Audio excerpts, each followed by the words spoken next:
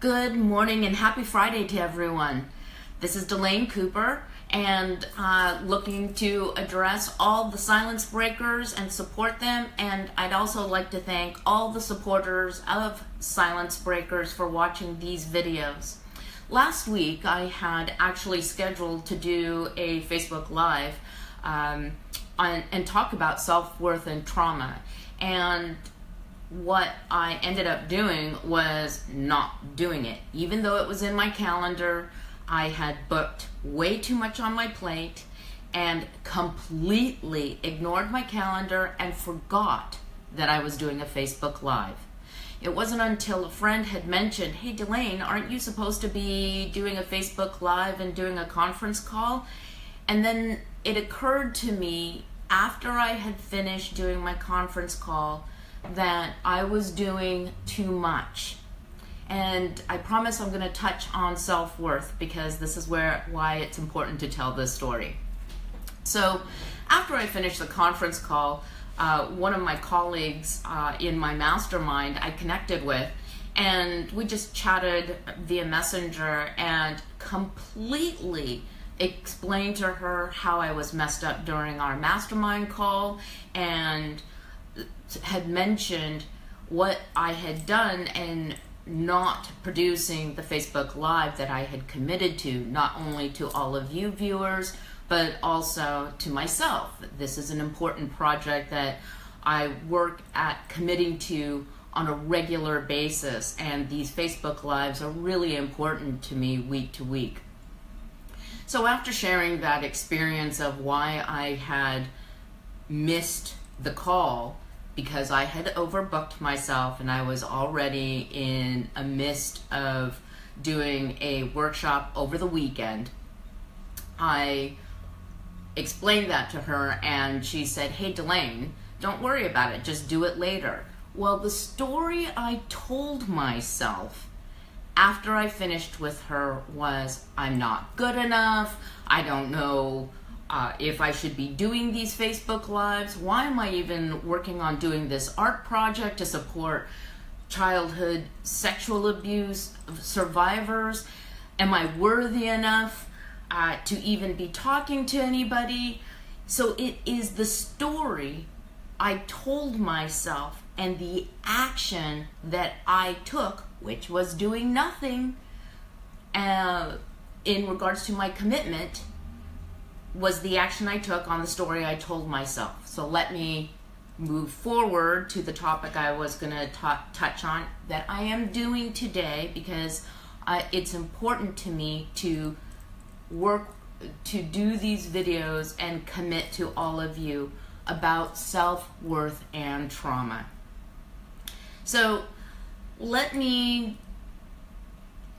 use this as an example. When we talk about the self, we say things like, I don't feel like myself. What does that mean? Well, let me break it down for you. There's the inner self and the outer self. The inner self, or the me, is based on my experiences and then the stories that I continue to tell myself. That's my inner self. That is me. Now, the other part of myself is the outer self that I do, and it's the I part, where it is the active decision making based on the me stories I tell myself. So based on the stories I tell myself are the actions that I take, and that together makes up the stories, or the self, both stories and action, that I move forward with. The problem with that is that as a survivor of childhood sexual abuse, if someone like myself will go on that little carousel merry-go-round and continue listening to those stories without having someone from the outside say, "Hey Delane, get off the carousel, you have something to do," and me listening and saying, "Oh yeah, you know what, they're right, get off carousel, get out of the story that I'm telling myself, and Be reminded by friends or family and supporters, and this is why you need to grow your support network, that sometimes we get onto these carousels and we continue telling that self story that we've created for ourselves based on this, our experiences, and continue telling those stories. Hence why it's important to widen one's network. If you are a survivor, ask for help. I know it's difficult, and it may be asking for help from the same friend again, but reframe it and ask your friend that maybe you've asked for help for 50 times and that individual has not responded in a way that you would like them to respond. Well, then maybe consider asking them and reframing how you're asking. Instead of saying, hey, I'm depressed, and I feel like I have nowhere to go, you're assuming that your friend will understand that you're asking for help. Sometimes our friends need a little bit of a nudge to know that we are. So instead of saying, I'm in the dumps and I'm stuck, why not take responsibility and ask, hey, you know what? I'm in the dumps and I can't seem to get off this merry-go-round or carousel. Could you help me get off and reframe what I'm seeing? Maybe you're seeing something that I'm not. And you know what? It's those baby steps that each of us take that helps develop self-worth.